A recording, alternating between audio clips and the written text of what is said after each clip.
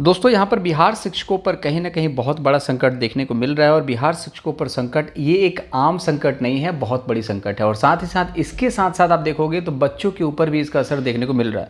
देखिए, शिक्षक जो होता है अपना तो देखता ही है, बच्चों का भी यहाँ पर देखना पड़ता है, क्योंकि शिक्षक को तो दिक्कत हो ही रहा है स्कूल जाने में, बनाना है, खाना है। क्योंकि देखिए, नई भर्ती थी, नया नियम था कि बीपीएससी कराएगी और नए नए डेली बेसिस पर नए नए आदेश निकाले जा रहे हैं। और साथ ही साथ आप एक चीज़ और नोटिस करोगे कि यहाँ पर वेतन कटौती को लेकर के एकदम सख्त दिशा निर्देश दिए गए हैं कि वेतन कटना चाहिए। और आप यहाँ पर देख सकते हैं वेतन कटौती को लेकर के 18/5 इतने सारे लोगों के यहाँ पर वेतन काटे गए हैं और बहुत सारे लोगों के अभी वेतन कटने बाकी हैं। क्योंकि आप देखोगे तो समय समय पर निरीक्षण होता रहेगा, कोई जा पाएगा, कोई पहुँच पाएगा। और ये भी चीज़ है कि अगर 2 से 4 मिनट भी लेट हो रहा है तो 2 से 4 मिनट छोड़िए ना, 1 मिनट भी अगर आपका लेट हो रहा है तो आपका वेतन काट दिया जा रहा है। तो इस तरीके की बातें चल रही हैं। ठीक है, समय की पाबंदी बहुत इंपॉर्टेंट है, ये चीज़ माना जाता है। बट विद्यालय में अगर 1 मिनट लेट है या 5 मिनट लेट है, उसको लेकर के आपने वेतन ही काट दिया एक दिन के लिए, उसको वार्निंग दी जाती है, समझाया जाता है कि भाई बार बार ये गलती नहीं होनी चाहिए। कभी कभी तो हो सकता है, लेकिन अब सोच के देखिए कि इस समय शिक्षक के लिए क्या है ना कि पढ़ाने से ज़्यादा, लेसन प्लान से ज़्यादा इस चीज़ की चिंता है कि समाज में सबको तो पता है कि बबुआ नौकरी करने लगा है, लेकिन अगर हम नौकरी ही ना बचा पाएँ तो सब कहेंगे ये अच्छा मास्टर नहीं था, अच्छा शिक्षक नहीं था, ये सिस्टम को फॉलो नहीं कर पा रहा था, इसलिए इसकी नौकरी चली गई। तो आज शिक्षक के लिए क्या है ना कि नौकरी बचाना ही बहुत बड़ा पाप हो गया है, बहुत बड़ा, कहीं ना कहीं एक देखोगे तो बहुत बड़ा एक टास्क हो गया है। तो बच्चों को पढ़ाने से ज़्यादा अपनी नौकरी बचाने के लिए लगा हुआ है और दिन रात मेहनत कर रहा है कि कैसे स्कूल पहुंच जाए। तो इस चीज़ को लेकर के नए नए डेली आदेश हैं। और देखिए कि वेतन काटना मेरे हिसाब से उचित नहीं है।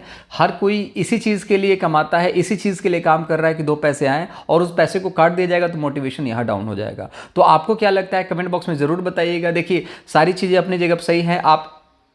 आप ये देख लीजिए, यहाँ पर लू लगने से विभिन्न स्कूलों के आधे दर्जन बच्चे बेहोश, इलाज में से सुधार है।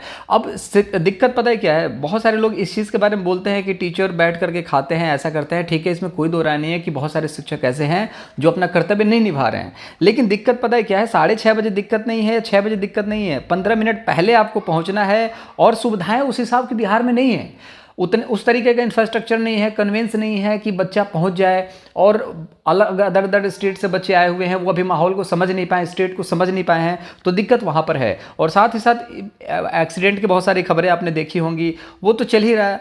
बाकी बच्चों के ऊपर इसका बहुत ज़्यादा बुरा असर पड़ रहा है। तो उस चीज़ को भी समझना बहुत ज़्यादा ज़रूरी होगा शिक्षा विभाग को कि कम से कम बच्चे इस चीज़ में ना आए। शिक्षकों के साथ जो भी हो रहा हो, लेकिन बच्चों के ऊपर इसका कहीं ना कहीं असर नहीं पड़ना चाहिए। बाकी आप आधार कार्ड बनवाइए, पैन कार्ड बनवाइए, शिक्षक तो बनाने के लिए तैयार है ही, लेकिन एक सिस्टम से फॉलो करें, उनको भी उतना रेस्ट दें। बॉडी जितनी डिमांड करती है एक शिक्षक के लिए, वो भी मिलना बहुत ज़्यादा ज़रूरी है। और बाकी जो भी चीज़ें हैं वो चलते रहना चाहिए। बच्चे भी खुश रहें, पेरेंट्स भी खुश रहें, उनके टीचर भी खुश रहें, सब खुश रहें, खुशनुमा माहौल हो। आपको क्या लगता है, कमेंट बॉक्स में एक बार ज़रूर बताइएगा कि क्या टीचर्स के साथ बिहार में अच्छा हो रहा है कि नहीं हो रहा है, और यूपी में कब तक शिक्षक भर्ती आ सकती है।